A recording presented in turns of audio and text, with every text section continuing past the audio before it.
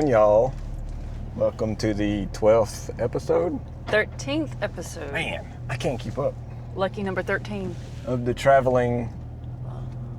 What's the If you give me a second, I'm going to... history in here? Of the traveling road show that is Kickin' with Killboy. I'm your host, Daryl Cannon, here with my lovely co-host, Mallory Cannon. and we're on the Cherohala Skyway today. Figure we go over and give you a look at Bald River Falls situation at the end of this drive. But on the way over, we'll talk about, as usual, what's been going on and what's coming up between now and the next episode. So with that said, I'm going to turn it over to Lori and focus on dodging traffic.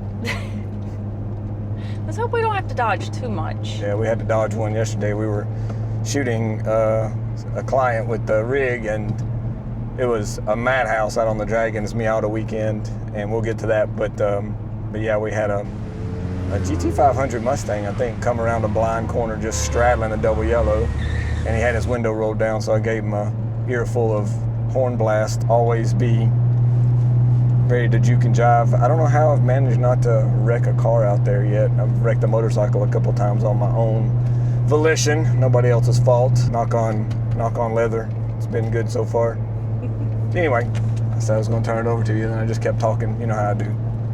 It's okay. We got time to fill. Yeah, well, we got 45 miles across. At 45 miles per hour, give or take 15 miles per hour when you get into Tennessee. It's going to take a good hour, so here we go. Backing up a couple weeks, or a week or so for the recap, is we had the Mountain Peaks Rally that was by Smoky Mountain Drives. It was their first all-women's drive, and I have to say, it was a success in my opinion.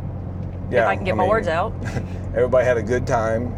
There was no incidents, no issues. We had 22, I think, participants, right? Yeah, I've got for the first over one. 20 cars and ladies from 8 different states were here in attendance for that. And Daryl and I had the pleasure of being able to go out and be the photographers for the rally, which normally we have someone else that goes out and does photography for the Dragon rallies. But in this instance, Daryl and myself actually got to go and attend and be there firsthand for one of the days of the rally. Got to shake the cobwebs off and remember how to work a shutter button. Yeah. All you're doing is pushing a button. I mean, it's so simple, right? You would think there's a little more creativeness and artisticness that goes into it sometimes, I like to think. So a lot of the difficulty with those types of shoots is just staying ahead of the group, because once you get behind them, you're pretty useless. We take the opportunities whenever we can to jump ahead of them and get them as they come by, and then follow them to the next point. You only get it's real quick. It's not like a track day where they just keep going by and you keep getting chances. It's like you get each spot, you get one chance as they go by, and you got to make it work. It was nice having 2 of us there, even though we were shooting from the same position. One could shoot fairly safe, fairly high speed, shutter speed type of shots, and then the other one could shoot a little more creatively risky and longer shutters, different compositions, and give the client the option, at least, or not take a chance on absolutely missing them as they go by, or not getting good shots as they go by. My ears are already popping, and we just got started. Like, this road climbs to a mile high, and I'm already getting elevation reaction. Josh and Joanna, they put on some amazing rallies. They do an excellent job scouting the routes, places to stop, places to eat along the way. On Saturday, when we were with the group, we were in 3 different states. Yeah. We were in South Carolina, yeah. Yeah, North Carolina, South Carolina, and even dipped into Georgia for a little bit. Ladies, if you missed this rally, keep your eyes peeled for the next one they're going to have coming up, because I'm sure this is going to turn into an annual event with them after the success of the first one that they just had. We had some longtime friends that we don't get to see often that were in attendance for the rally, so that was like a bonus, or like the cherry on top for us, was to get to spend time with people that we've known for a long time.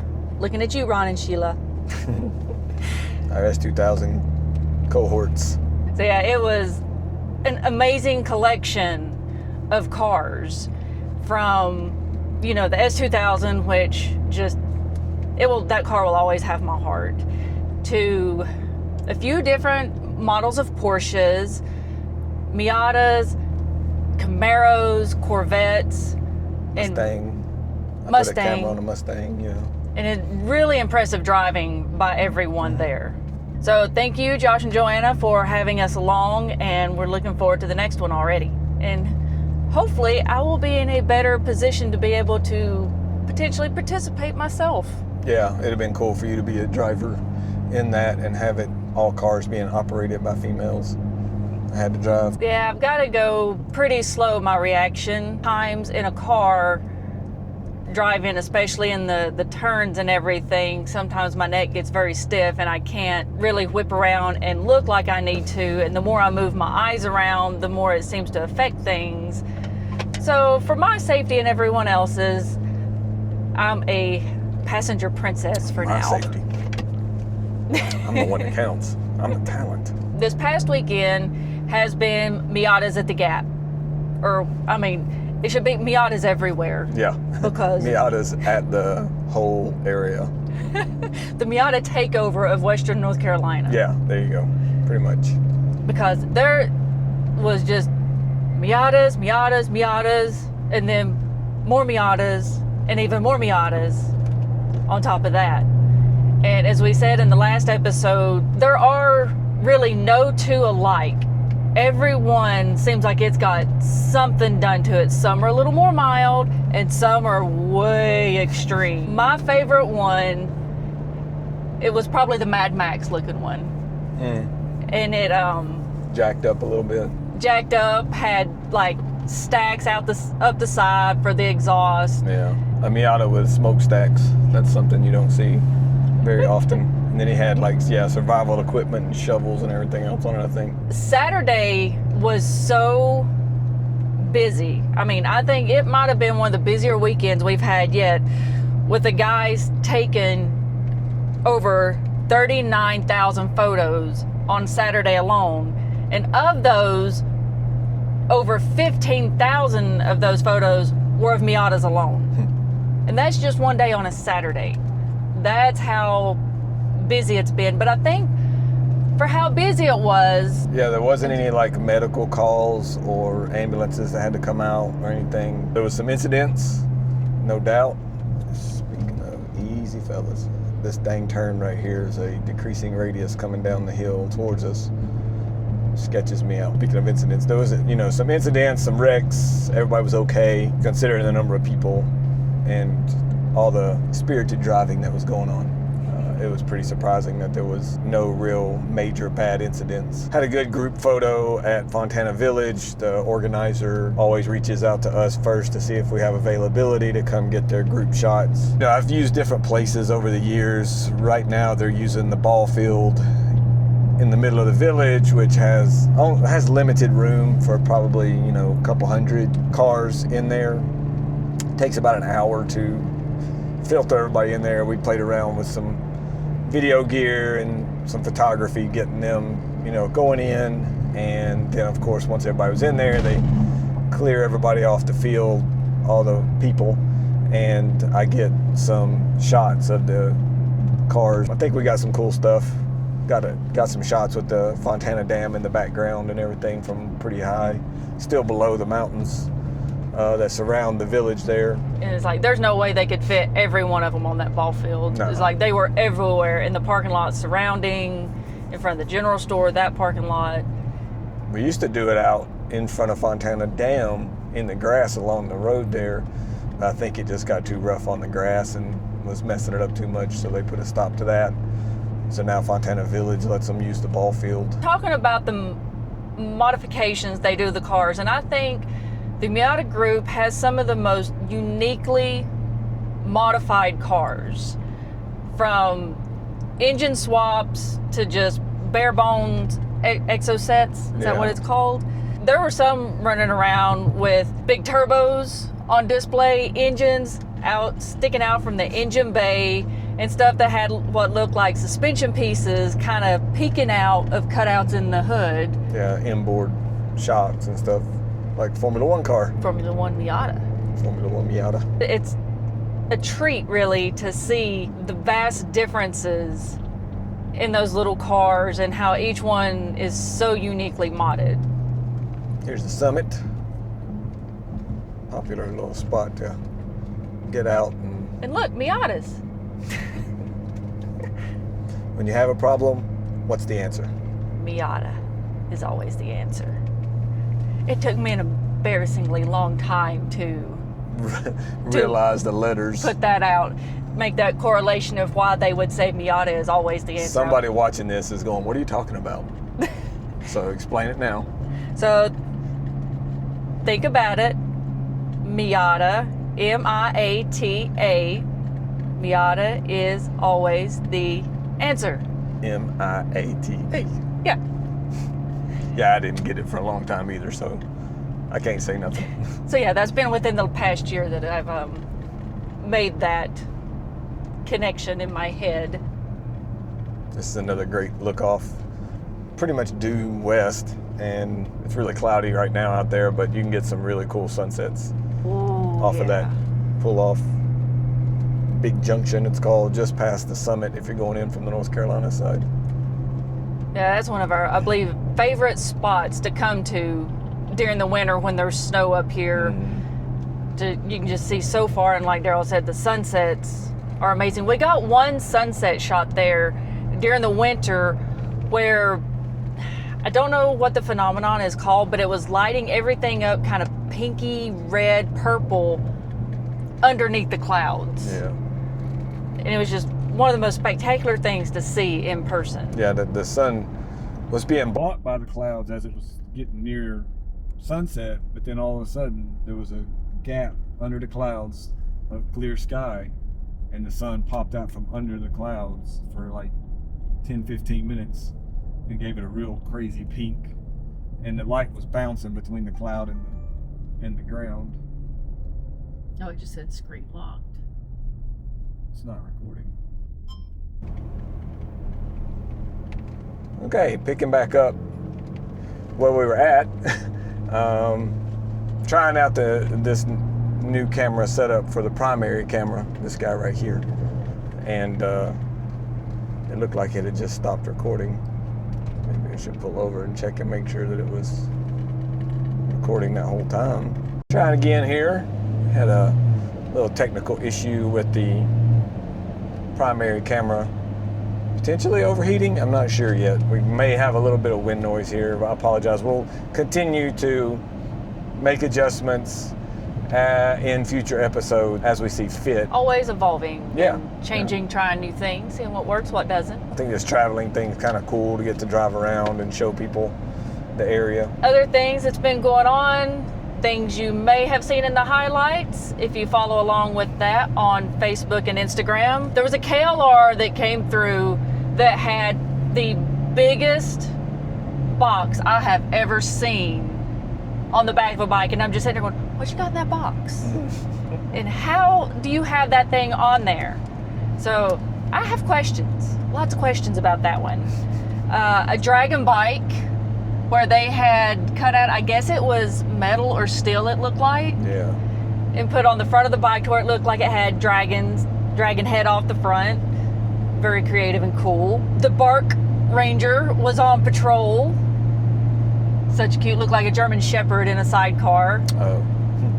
They had it painted up like a park ranger, but it said Bark Patrol instead of Park I didn't Patrol. even see that. Nice.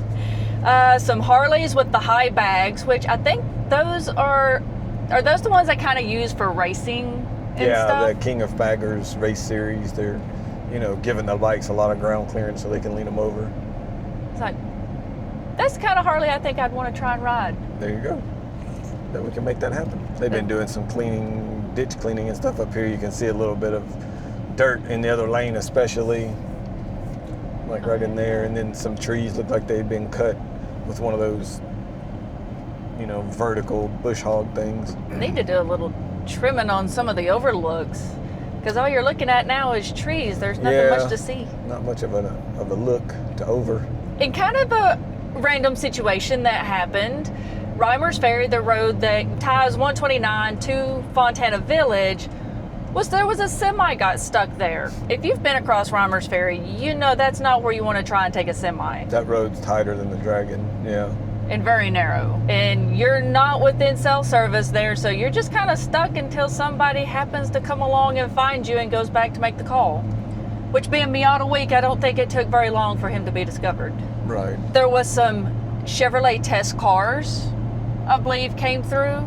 The 01X, yeah. They tested some 01X cars on the Dragon, the engineers, and had them debadged and low-key. They got posted on some of the websites, Corvette Blogger and stuff. I saw one of the more creative ways to haul a jet ski. Like, you've seen people with the trays on the back of the SUVs to haul motorcycles. We've done that with the Macan and the Scrambler. But this person had a rack on the back that had a jet ski on it. I can only imagine what that weight on the back had to have felt like trying to navigate through the Dragon. They don't weigh as much as a motorcycle does, so that's not the problem. The problem is, like, how do you load that thing? It's got to back it all the way down to where it's practically, the tail of the vehicle's in the water, which, I mean, that's kind of what you do with a trailer too, so I don't know. I'd like to see how it was loaded. It may not be that hard. So that's kind of what's been going on around the Gap area. Do a little update on my situation for those that have been following along with the medical issues I've been having. Between the last episode and this episode, I have been able to get an appointment scheduled. We're going to be having to travel a little bit up into Ohio this week. So this edit on this episode might be a little rough around the edges because I've got to try and get this done and uploading before we have to head out midweek. Yeah, normally she's editing until like Friday morning, late Thursday night, and this week we've got to leave Wednesday, get down there for Thursday, or up there for Thursday. We'll do the best we can to get everything edited and uploaded as quickly as we can for you guys. Yeah, and today seems to be one of my better days so far. I started having a flare-up of symptoms after a couple days after we filmed the last episode, and was talking pretty slow in robo mode even just a couple days ago. Hopefully we will be finding out some answers soon as to why this happens. It's like I call it my pressure cooker that feels like it's just building pressure in my head, and even now as we go around these turns I can feel it move back and forth like in my skull. It's one of the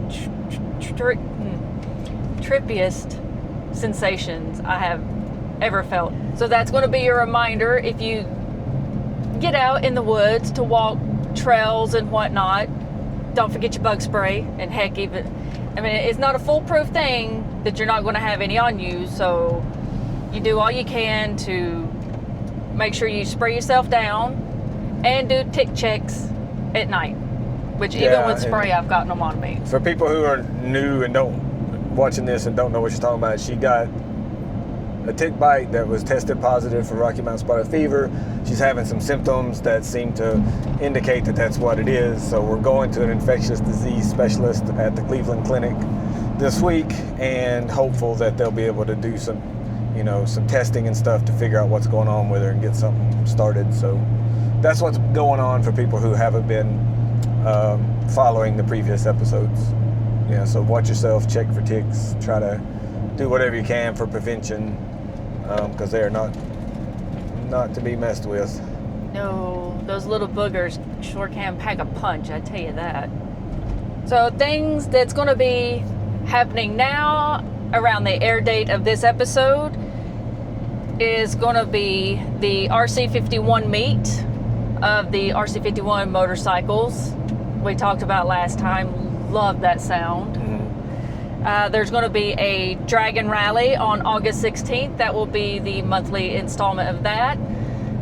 And there's only going to be a few more left. We'll have September, October, and one in November.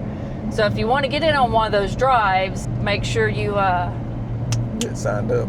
Yeah. And they'll do another Rennsport, I think, the big Porsche rally in the fall also. That one will be,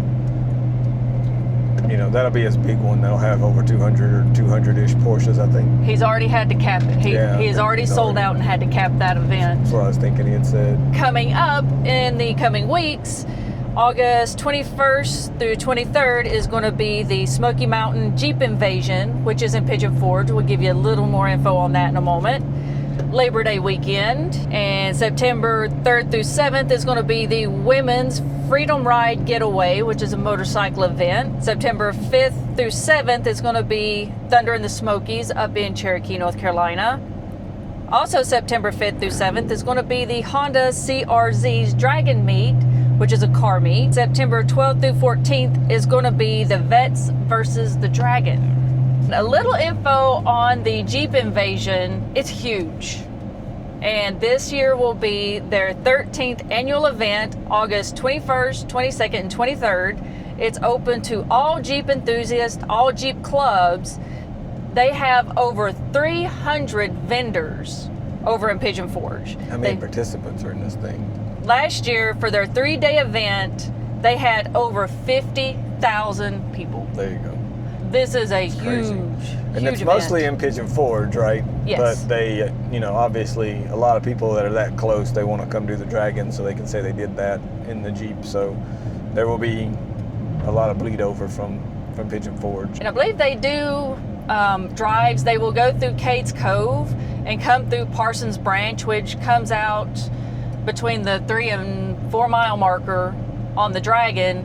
So it's mid-turn, so if you're in that area on those days, be sure you watch for a little extra, maybe dirt or grit to be in the road. It might be a little extra slick from all the Jeeps coming out and the dirt coming off the tires there. It's one of those things where Jeeps of every shape, size, like modification. The Miatas of the 4x4 world, they're definitely all customized and modified. And if you're planning on being in the Pigeon Forge or Cherokee area and are wanted to do 441, which is, scenic road that goes from like Gatlinburg over to Cherokee, a portion of that is currently closed. Yeah, so the road is going to be closed on the Tennessee side from Sugarlands to Newfound Gap Road, because it's in that section where the landslide or road washout was.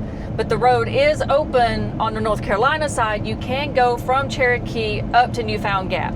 And they may have this fixed by then. By the time you come over, we're talking about a couple of weeks possibly. Sometimes they get these things straightened back out again within a few days. But as of right now, that's washed out. Yeah, so keep an eye on the National Park Service website for updates. We'll have a link to that page so you can keep an eye on it in our comment section, or description section, I guess is what it would be called. And now we will go into a little bit of history of the Cherohala Skyway, which is the beautiful scenic byway we are on right now. So we're getting a nice good view of it at this speed. Everybody needs to slow down and take in the view. Well, we got a good view of the trees. Yeah. Tree canopy right here. Skies are looking a little rowdy in places. Then you got blue sky. Open back up again, so makes for interesting atmosphere. That road, or that high point, that road always has some funky weather going on up at the top. Seems to compress the moisture or something because of the elevation, and just makes clouds form or get worse than they would otherwise be. If you're unaware of the Cherohala Skyway, we started out on NC 143, and as we cross the state line, it transitions to Tennessee 165. And this was a road that opened in October of 1996, and the planning and construction of it took more than 38 years. The name Cherohala is a combination of the names of the 2 national forests that the road goes through, which is Cherokee, Hala, from that to Hala part. It's not Cherohala. Well, I mean, it'll be anything you want to call it, I reckon. It's like, hey, as long as you're here having a good time, you can call me whatever, baby. That's a really cool overlook, too, right there. I cannot remember what the name of that one is. Brushy Creek, Turkey Creek. Turkey Creek sounds Turkey Creek, something like pretty that. close. Yeah. And this road, the Cherohala Skyway, was named the Haggerty Road of the Year. Last year or pretty recently? This year. Yeah, for 2025. I guess they name a new road of the year every year.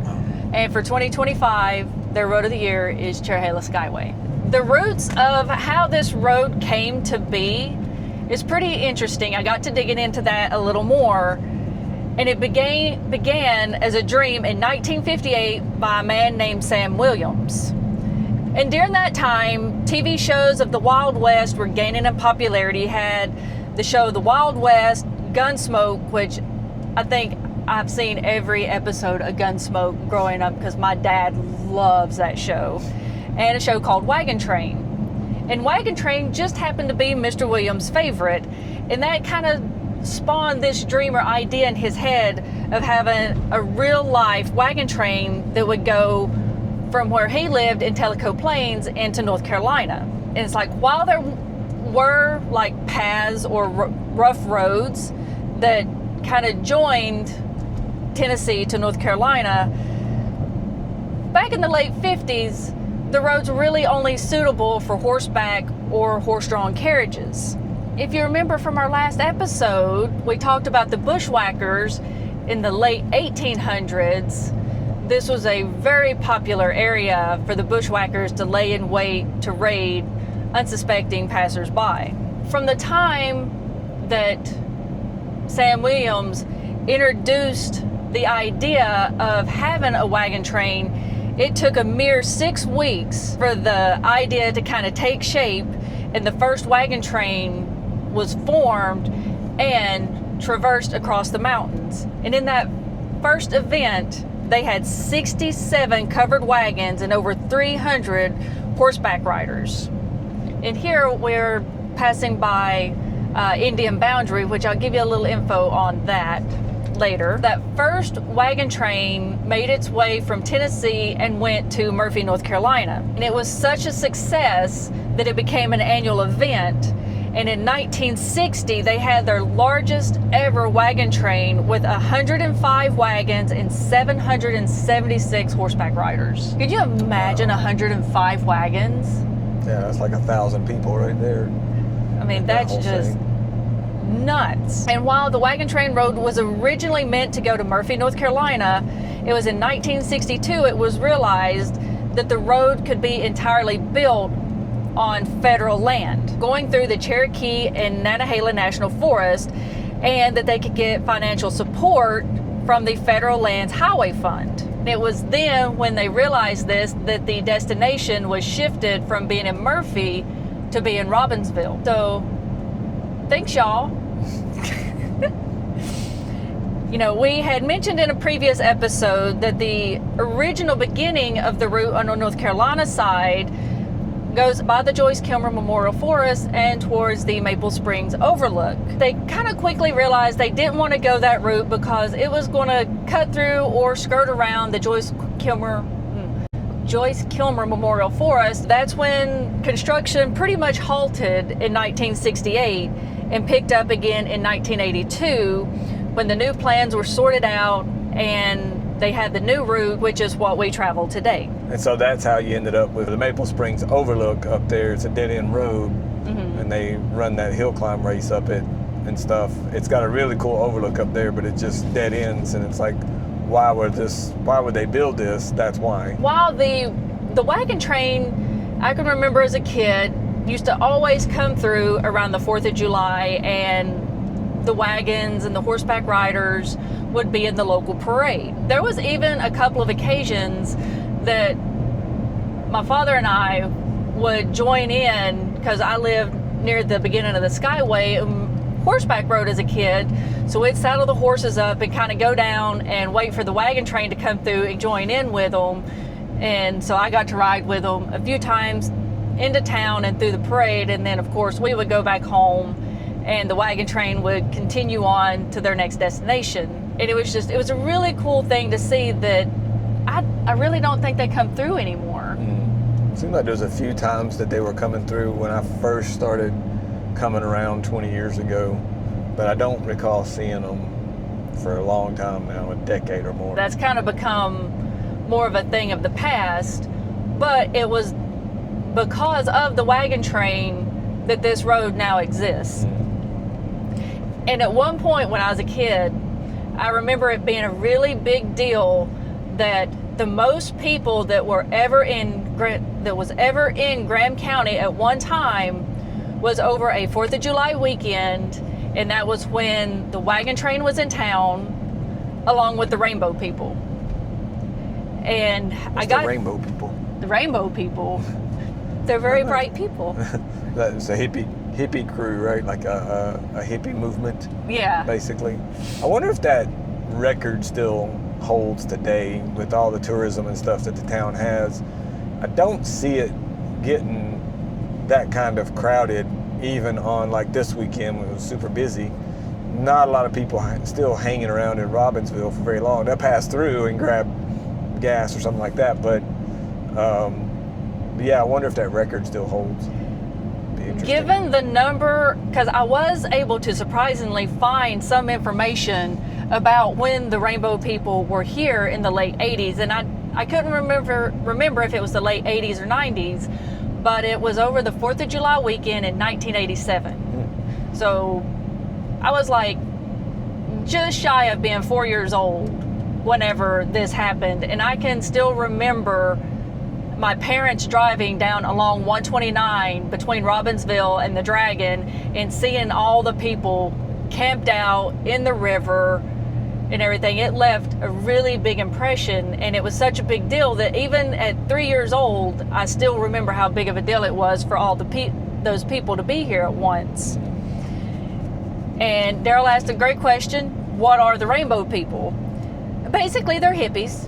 You know, flower children, friends of nature, peace, love, everybody get along type thing. The rainbow gatherings, like what was here in 1987, still go on to this day. Like, actually, I think there's one going on right now. I saw in either Vermont or Colorado. I can't remember. And they are temporary gatherings that are held now around the world. The major gatherings in the U.S. are held on national forest land, which I believe is what would be considered public lands. Yeah. There's a little shortcut road here that we're getting ready to come up on that'll jump across to this river road that we're going to end up going on down. I want to say it's called like Turkey Creek or something too, that road, but I think it's on the sign right here. Yeah, it says Turkey Creek. Is that what it is? That's what it says, yeah. Yeah, it's right there. But it's kind of rowdy. It's got some, speaking of bumps, remember that one. This bridge can be pretty rough too. It's not too bad. Yeah, that shortcut road's got some big potholes and stuff, as I recall. We did it in the Porsche driving experience that one time though, in the 911s and Caymans and stuff. It was an interesting shortcut. I don't think they've done that one again. No. So getting back to the hippies, you know, these gatherings can have thousands of people. When they came to this area in 1987 and were in the Nantahala National Forest, they were camped out along 129 out toward Joyce Kilmer Memorial Forest. It was estimated that there were 10 to 12,000 people here for that event. Wow. And at the time, the population of Graham County as a whole was around 6,000. So you take, 10 to 12,000 of the rainbow people coming in, and then you have the wagon train people on top of that, plus slight tourism at the time. That was a lot of people. So given the number of rainbows that were here, it might be hard to top that number of total people in the county. Can't imagine. We had a pretty good influx of visitors during the eclipse that were actually staying fairly locally, camping, that type of thing, but I don't think the numbers were that high. There was only a few hundred, up on the Skyway and that type of thing. Oh, and I mentioned Indian Boundary that we went by a little bit ago. That is a Krampus? Cranston. Cranberry. Ooh. Samsonite. Slappy. Swampy. Starts with an S. So the Indian Boundary, there's a campground and a lake there. They have 87 sites, and it fills up quick from what I understand. So if you're interested in doing some camping along the Cherohala Skyway, I believe that is one of the, if not the only place to be able to camp off of the Cherohala Skyway. Well, what about the road that goes, the gravel road that goes parallel to it? Well, that's not off of this main road. Yeah, I guess it's pretty close though. Yeah, there is a gravel road that kind of parallels that we've talked before. We call it the Gravelhala. What's it called? Big Snowbird? Something like that? Big Santitla? I think it's been Santitla. Yeah. Santitla. What you said? Big Seedla? Big Seedla. Big Celia. Yeah, that gravel road has a bunch of sort of primitive camp spaces all down the river there. So from the Cherohala Skyway, which is Tennessee 165, we have now turned on to, Forest Service Road 210. And it's about 6 miles upstream, as they say, to get to Bald River Falls. And it looks like, yeah, I'd heard that they repaved a section of it. Obviously not this section. It's pretty smooth though. Yeah, this road's a little narrow. Has a few little pull-offs on the riverside, but just be careful of oncoming traffic. You know, stay well onto your side of the lane as you go around blind turns, especially, that type of thing. And if you move over, use a bit of extra caution because that's a soft shoulder and it is a drop into that creek. Yeah, you don't want to drop a tire off this pavement. Overhang, pretty cool. And unlike the Cherohala River that is along 129 between Robbinsville and Topeka, that river, the flow of it is controlled by a dam. The flow of this river is a natural flowing river that's not controlled by anything upstream. It's just whatever nature wants, nature gets to do here.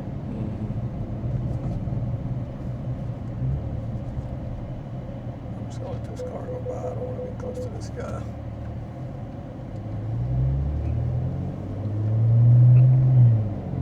Must be a bit of good fishing down there. Seen a couple people fishing.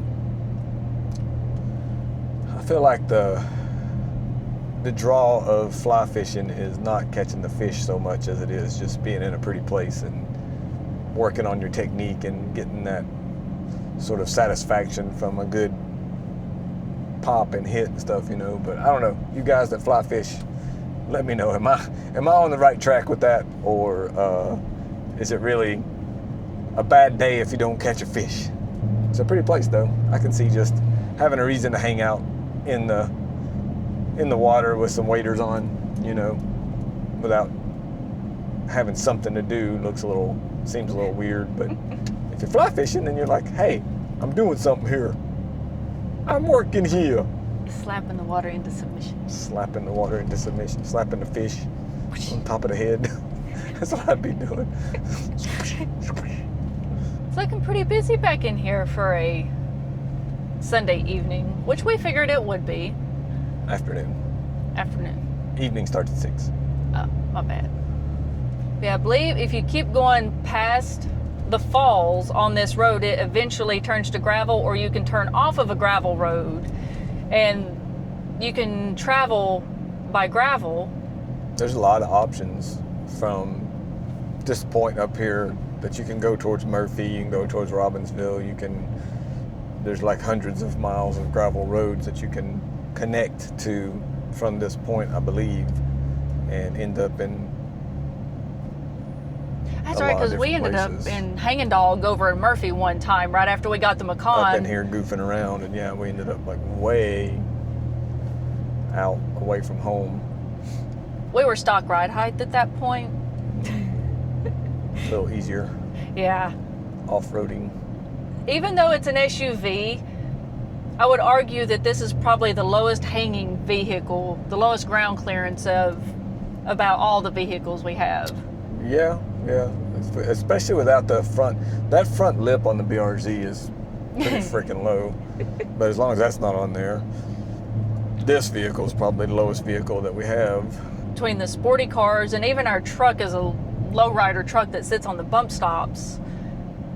Has more ground clearance than this thing. Yeah, so if we had taken the optional road, the Turkey Creek Road, that's where we would have come out at. Yeah. Oh, that's cool. Yeah. It's not enough. Well, there's almost enough room to park there. In a car, of course, motorcycle is easy. That's why you should ride a motorcycle.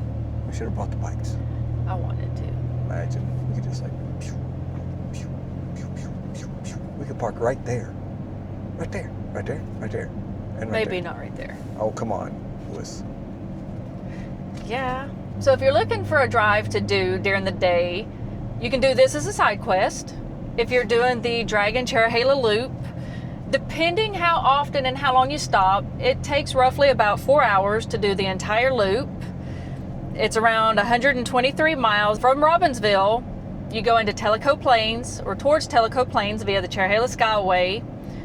You go on to 360 to Highway 411 to Highway 72 to Highway 129. And it makes for a nice little loop. You can do a stop in Tellico for food, which we might do later. Oh wow, that's a big space. So we just crossed over the river, and now the river's on the other side of the car. I think we're getting close to the falls up here now. Yeah. This is all fresh paved. That's cool. Very pretty. Yeah, I imagine it's going to be a little busy at the falls itself. There's very limited parking, no bathrooms at Bald River Falls. So we may have to go on up a little bit to an area called Baby Falls. Is Baby Falls like walking distance? I mean, anything's walking distance if you're brave enough, I know. But is Baby Falls like a reasonable walking distance, or is it? Yeah, I believe you can see it from the parking lot. Like if we get us a chance to get a parking space at Bald River, I'll hit that, and then we can walk up to Baby Falls.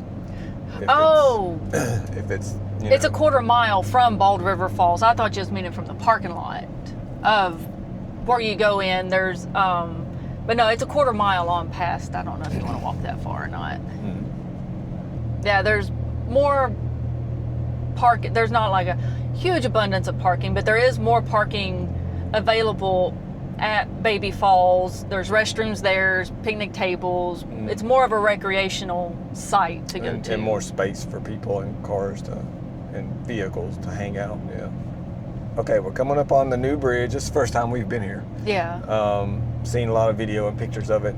So figure we show you what it looks like to actually just drive, through. It's nice that they made the pedestrian walkway, because pedestrians and vehicles sharing the same space on this bridge before was a bit sketchy. It used to be pretty hairy to drive through here in the car, and there'd be people standing there, backing up to take pictures and stuff. So what you can see over here to our right is Bald River Falls, and those falls are between 90 and 100 feet tall. And there's some hiking trails that go off here, and you can hike to the top of the falls as well, which I believe we've done before in years past. There's a parking spot. I'll go on down to Baby Falls and then come back. Maybe there'll be one still there.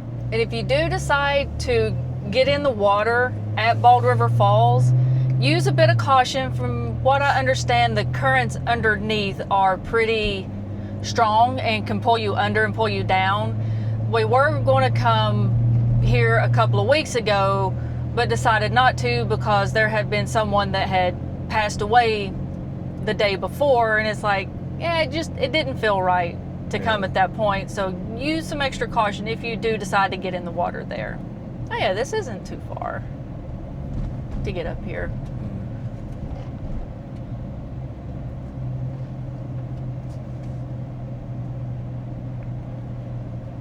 And these are going to be your closest facilities up here at the Baby Falls area.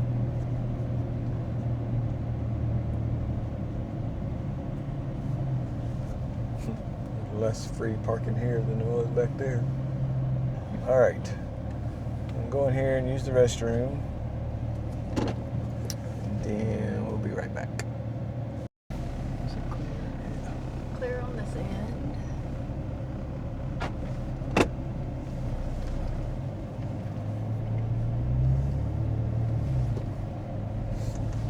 So here we went up and turned around at Baby Falls.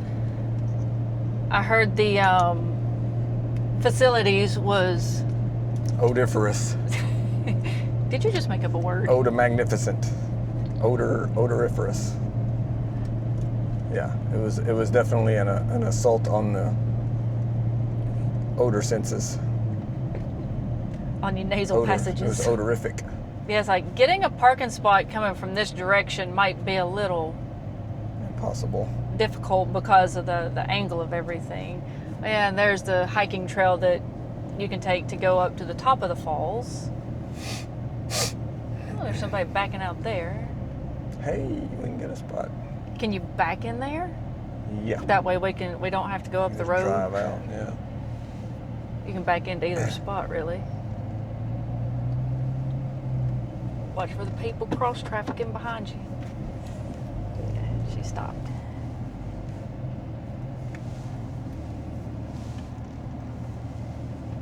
Watch the camera.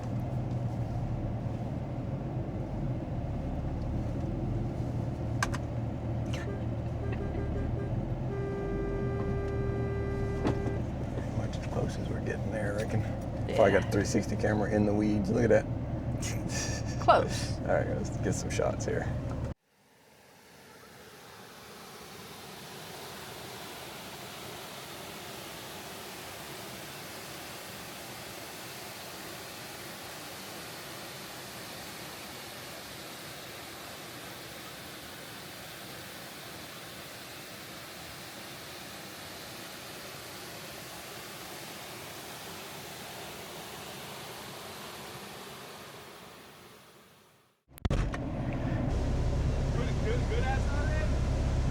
Yeah.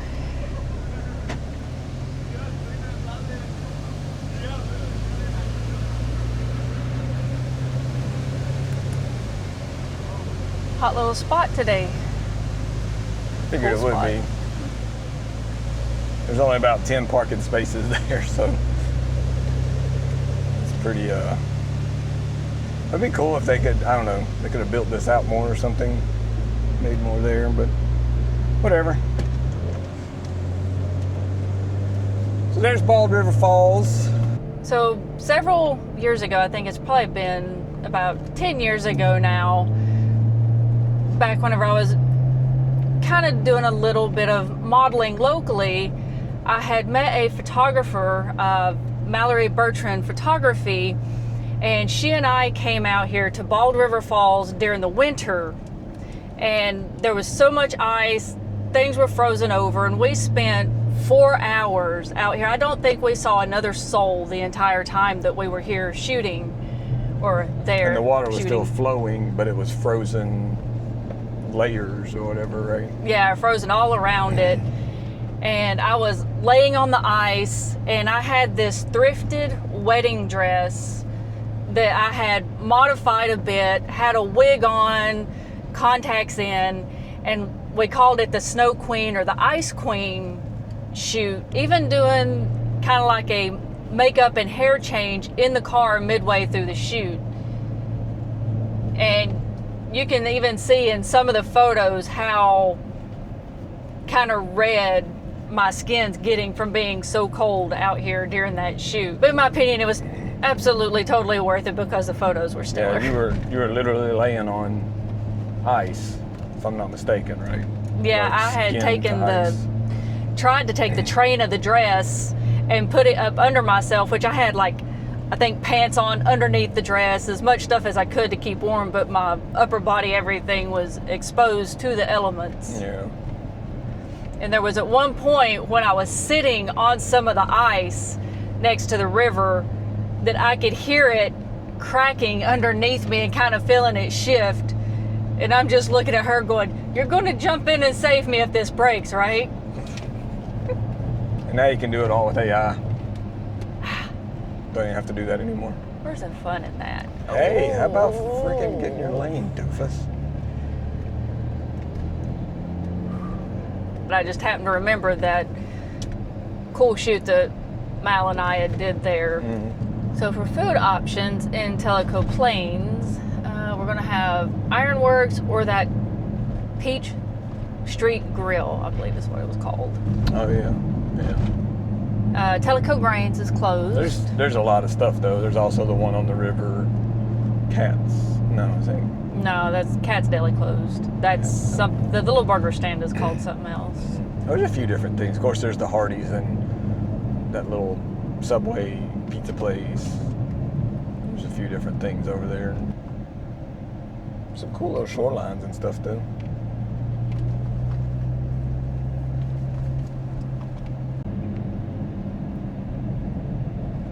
So when you come back out from your little side quest to Bald River Falls, if you want to go on into Tellico, you're going to go to the left. If you want to go back towards Robbinsville, you're going to go to the right. Today we're going to opt to go in toward Tellico and see if we can find a little grubbage. Some vittles. I can't think of another word for food. Chow. What was it that Pauly Shore said? Some grindage? Grindage. In that movie Son-in-Law. You get cool points if you've seen that movie.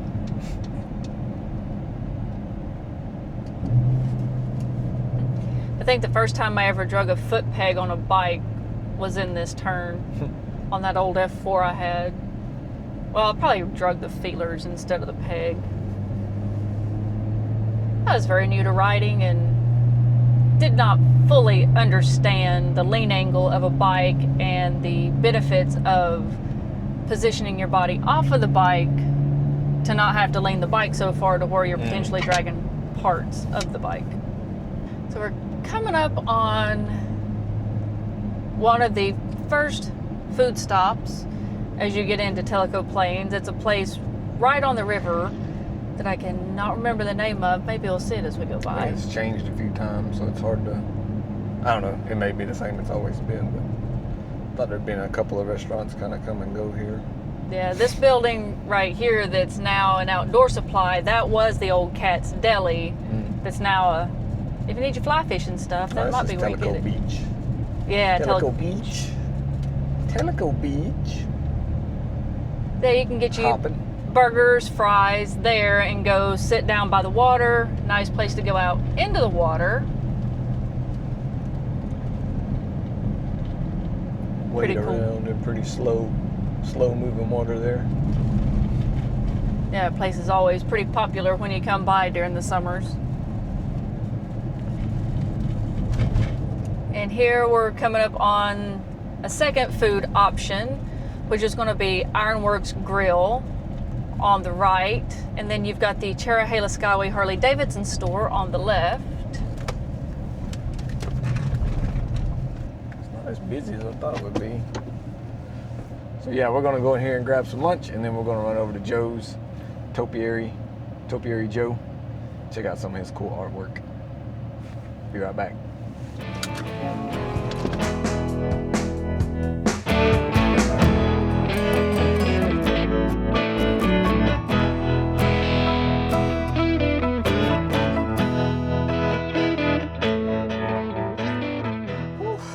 I'm stuffed. That was good. We both had to bring a napkin, pimento cheeseburger. So now we're going to Topiary Joe's. Yeah, we're going to head on in toward Tellico, show you a cool little spot to stop, some interesting pieces of artwork. Be curious to see what he's got out by the road today. Yeah, always something.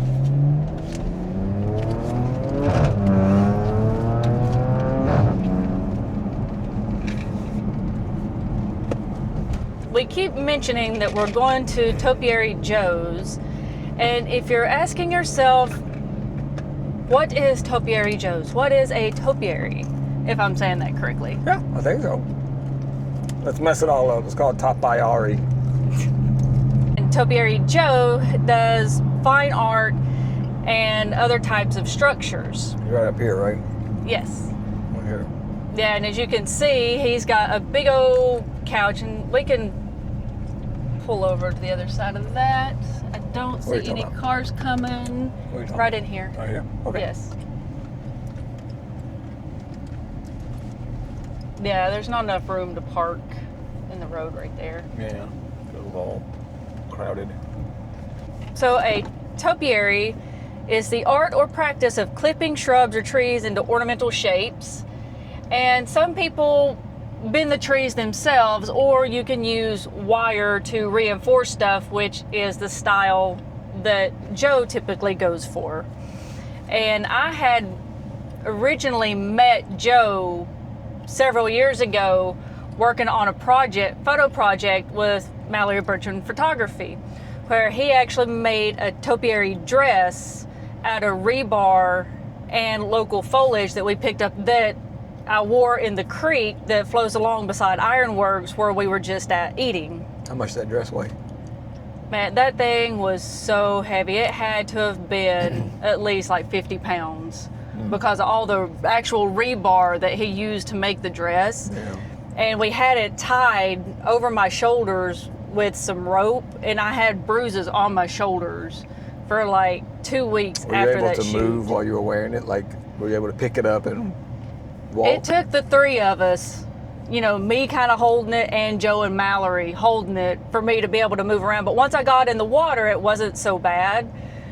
Really cool photos though. It's always worth it for the photos. All right, let's hop here across the road and check out some of the sculptures that he's got on display right now. Do you feel like you're being watched? Not at all. Eyeball. Daryl over here investigating. Disassembling this table.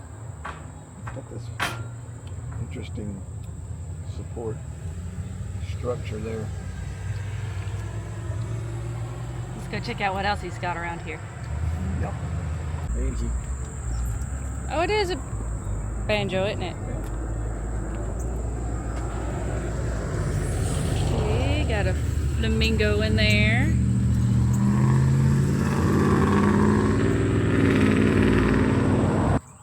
I don't think I know what ratfink is, other than this thing. We'll pull up some cartoons. He would be like in a hot rod with a big old shifter, and it's doing a burnout wheelie and all kinds of craziness. Cool eyeball.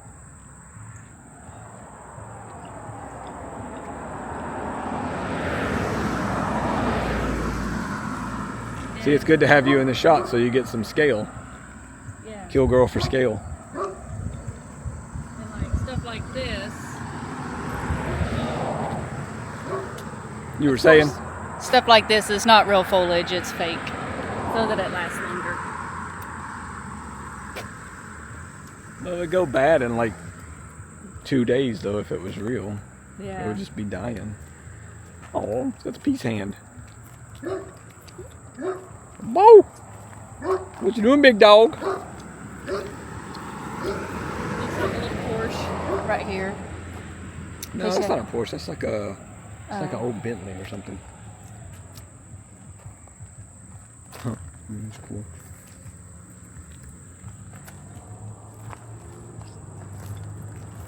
Got Minnie Mouse hanging out in there. Oh, and the sculpture that got him in a Got him in trouble. little bit of trouble a few years ago. He had her facing the road the other way out next to the mailbox at one point. Yeah, I can see how that might cause some uproar in this little town. So you could admire the sculptures from the sidewalk, but do not go into the house or the driveway. Leg lamp. He used to have a dragon mailbox here, a topiary dragon mailbox at one point. Somebody made an offer he couldn't refuse. And he's had a few different iterations of the couch. One that was shorter, wider, and green, and now we have the moo couch. So you getting in that thing or not? Let's go. All the way back. Does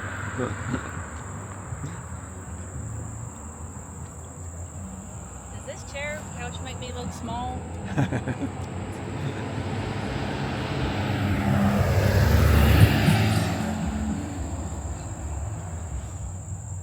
As always, careful getting in and out. Not responsible for injuries due to hopping up and down my couch. Boo couch. Cool shark. Wonder if he did that for Shark Week. Did he do Shark Week stuff? Oh, probably he's done stuff for Disney. He's had stuff in Dubai. He has been all over, I think, the world, you know, with his sculptures and art. His client list. His client list is probably rather impressive.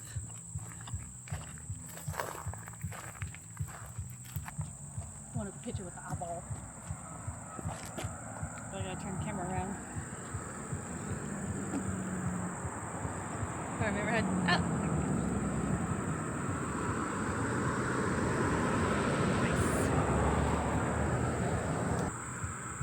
It's a cool table. Yeah. Like a mushroom. A couple cars for sale. Is this what would be considered a Legends type car? Or? No. No, it's a road rally type of a build. Huh. It has been in Mexico. Road Rally Mexico, 2008.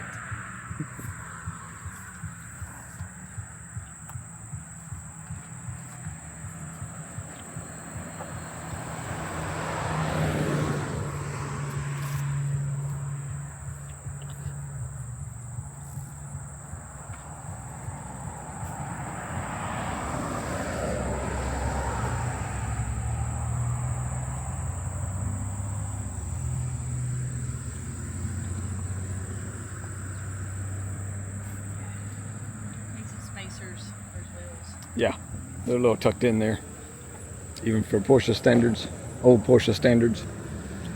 All right, see if we can scurry back across this road and not become a splatter. So if you come over to do the Dragon Skyway loop, that is the road that you're either going to want to go down or where you'll come out, depending on which direction you go on the drive. Like that guy.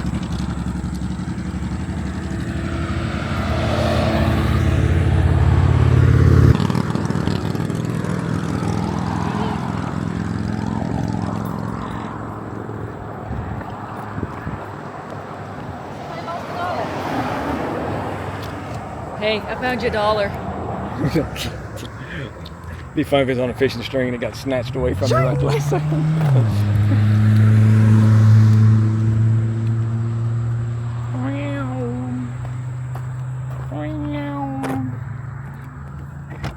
Okay, and so with that, we are going to boogie on down to a spot to do our tech talk, and then we're going to cut to that, so stay tuned. And here we are at Hooperbald Overlook. Let's check this thing out.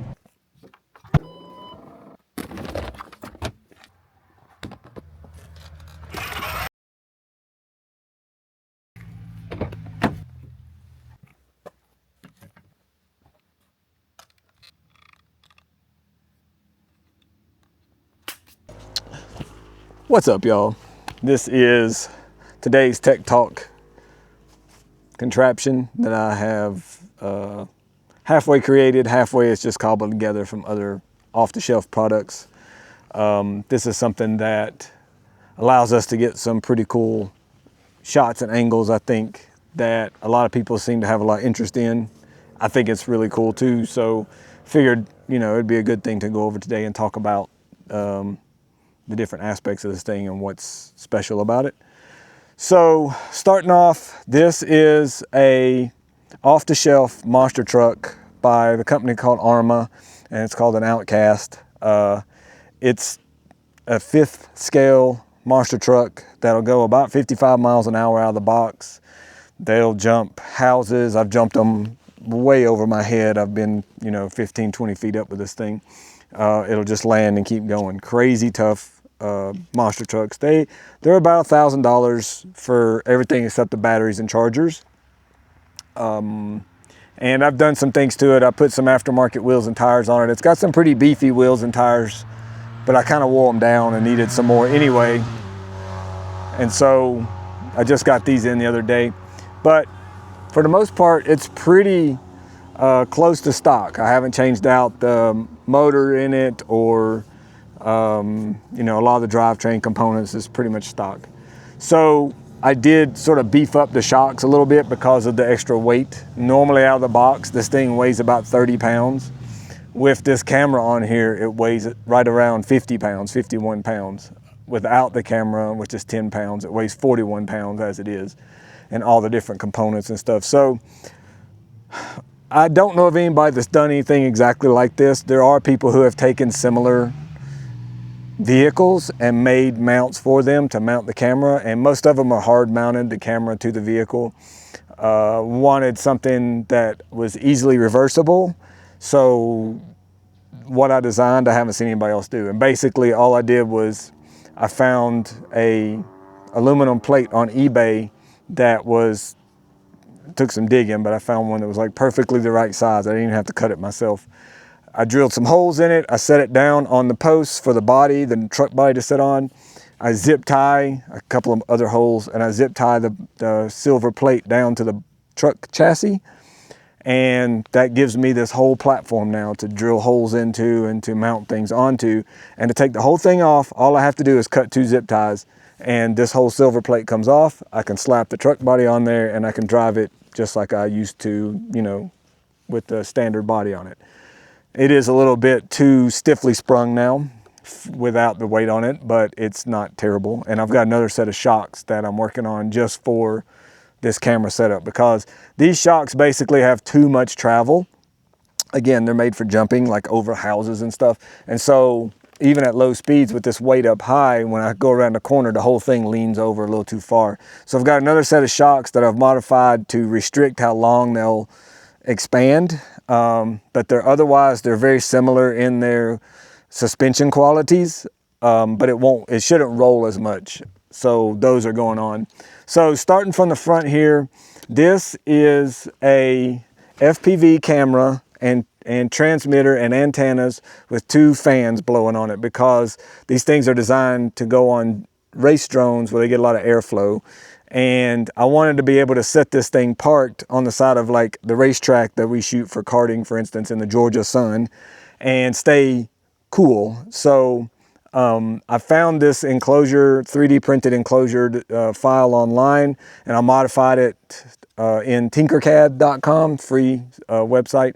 And I added a little housing for the camera. I found this housing on another file and sort of molded it to this file, and then also for the antenna. So what this allows me to do essentially is drive this truck in places where I can't really see it direct line of sight, and I can wear these goggles and I can see out this camera what this camera sees. Basically, I can drive the truck via goggles remotely.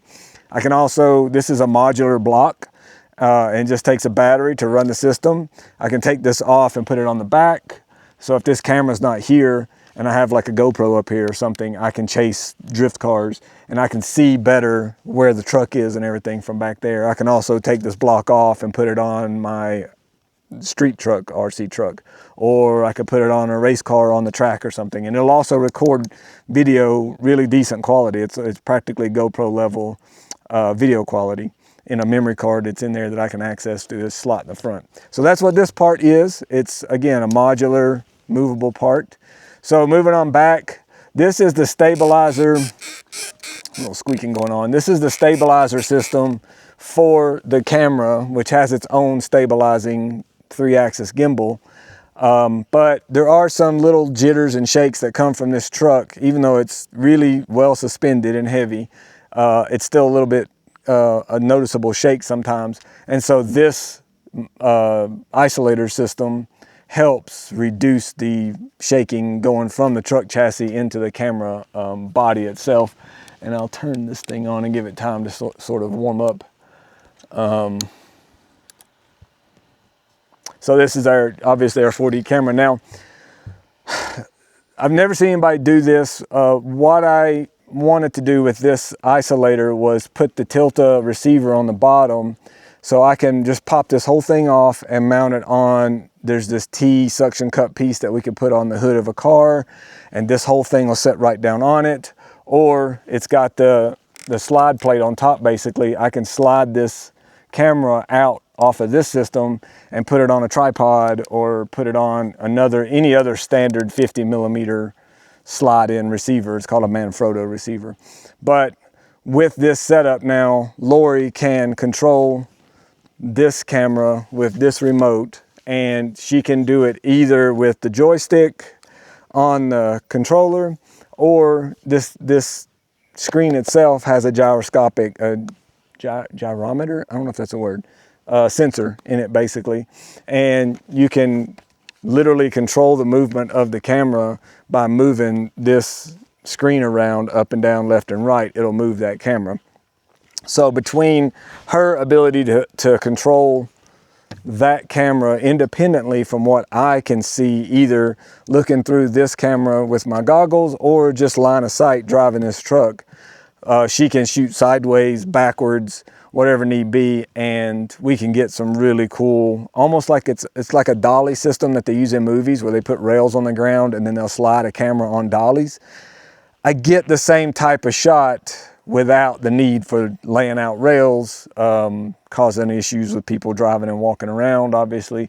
And I can also, you know, drive this thing where I want to. I'm not restricted to where those rails are. And it's smooth enough that it looks almost as good as what you're going to get on those rails. And then with this plate system, just recently, the most recent thing I added, is it getting this back here in the shot? So back here, you know, I had a lot of people wanting to see how it works and what the footage looks like. So I wanted to be able to put a 360 camera on the rig. So I drilled some holes in the back of this plate here that wasn't being used, and I mounted a 1/4-20 threaded holes, and I mounted these 1-inch ball mount points back here, and this is just a magic arm. And so now I can extend this 360 camera, I can move it around the truck, and I'll show you some clips, but basically I can get the truck from the side and really show how this thing is working and moving, and then also show the footage from the camera to let you see the results. So I think this is really cool, and I'm excited about what kind of, you know, footage we're going to be able to get with this in the future. I won't always be running it again with this big camera on here. I may just put little action cameras on the front and chase faster cars. And I've got a set of street tires also. They're not knobby. And so I can go on asphalt with those lowered shocks and everything that keeps it more level, and chase faster cars. I'm talking to Will already about chasing some drift cars at the next event at Lanier, with the camera set up, and see what we can get. Not this guy, but with the smaller cameras and things. So that's today's Tech Talk. I hope you enjoyed it. I think it's kind of cool. Let me know if you have any questions or anything. As always, we appreciate you guys interacting in some kind of way with our videos. It helps a lot with the algorithm if you guys just do something with the video, whether it's pause it, leave a comment, leave a like, share the video to some other platform, and of course subscribe if you're not subscribed already. Y'all know the deal, but it means a lot to us and we appreciate it. So that kind of wraps up this podcast. Be sure and check out tailofthedragon.com. They have a great events calendar on there. They've got webcams. A lot of people are always asking about what it's like in the parking lot down there, and we're like, there's webcams. They've been online for years. So tailofthedragon.com has all that info. Fontana Village and the Killboy cabins, you know, we've got the link on our main Killboy page where you get a discounted rate on the Killboy cabin collection, which is 2 cabins right now at Fontana Village. And of course, that's just an overall great place to come and stay. They have a lot of things to do there, a lot of amenities and restaurants and shopping and stuff, relatively speaking, in the area. Graham County Travel and Tourism for a lot of the area info and what's going on around the area. The Smoky Mountain Drives website for the regular curated drives led by Josh Vandergriff and those guys. We work with them as their photographer, so you get photos with part of the package deal whenever you sign up for one of those drives. Be sure and check them out. And as always, please check out your photos from killboy.com when you come to the area. We've got them all the way back to 2003, so if you remember the date you were here, they're probably still online on our website, so check those out. And until next time, thanks y'all. Bye.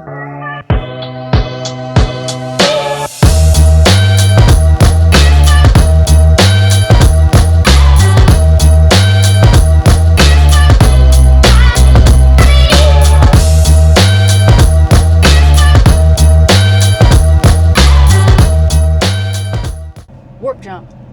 Warp Time jump. warp. Space wormhole. People, man, they be tripping.